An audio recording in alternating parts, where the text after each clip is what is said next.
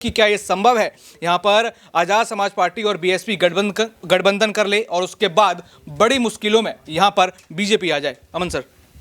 देखिए बिल्कुल, और जिस तरह से गठबंधन को लेकर अब जो बातें निकल के सामने आ रही हैं उसमें कई तरह के दावपेच भी हैं, क्योंकि बीएसपी को लेकर ये भी कहा जा रहा है कि हो सकता है इंडी गठबंधन में वो शामिल हो जाए। लेकिन देखिए सीटों का जो बंटवारा है, जो शेयरिंग है सीट, उसको लेकर सबसे ज़्यादा जो है मामला फंसने वाला है। क्योंकि अगर यूपी के एंगल से ही बात करें, इंडिया गठबंधन की ही बात करें, तो कांग्रेस पार्टी 20 से 25 सीटों के ऊपर लड़ने की बात कह रही है। वहीं जो समाजवादी पार्टी है 60 से 70 सीटों की बात कर रही है। आरएलडी भी 10 से 15 सीटों की बात कर रही है। तो ऐसे में अगर मायावती इस कुनबे में आती हैं तो उनके लिए कितनी सीटें बचेंगी? तो ये आपस का जो तालमेल है ये पूरी तरह से चरमराया हुआ है, और मुझे लग रहा है कि इसी वजह से कहीं ना कहीं गठबंधन में आने वाले दिनों में गांठ पड़ सकती है। और यही वजह है कि मायावती ने अभी तक अपना जो रुख है वो स्पष्ट नहीं किया। और अब जो खबरें सामने आ रही हैं कि जिस तरह से आज़ाद समाज पार्टी के जो कह सकते हैं कि अध्यक्ष हैं चंद्रशेखर आज़ाद, उनको लेकर ये खबरें आ रही हैं कि जिस तरह से अब तक दोनों अलग अलग राजनीति करते रहे हैं दलितों के ऊपर, और अब शायद दोनों साथ आ सकते हैं। इसकी बड़ी वजह ये भी है दौलत, क्योंकि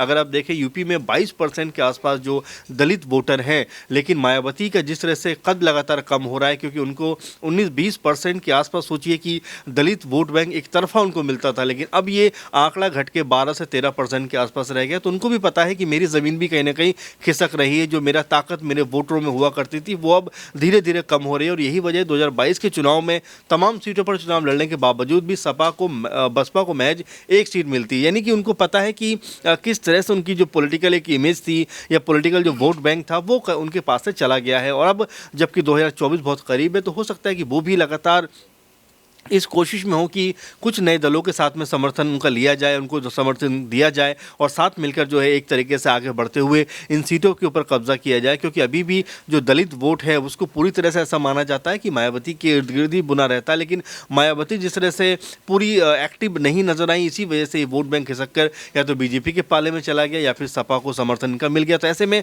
अगर बसपा पूरे पुरजोर तरीके से आती है और एक बार फिर से जो आज़ाद हैं वो उनके साथ में जो नज़र आते हैं, तो ऐसे में ये बिल्कुल हो सकता है कि जो अब तक उनको 22% में से 19-20% वोट मिलता रहा था वो एक बार फिर से उनको मिल सकता है। बाकी और भी ऐसी खबरें जानने के लिए देखते रहिए SPN9 न्यूज़।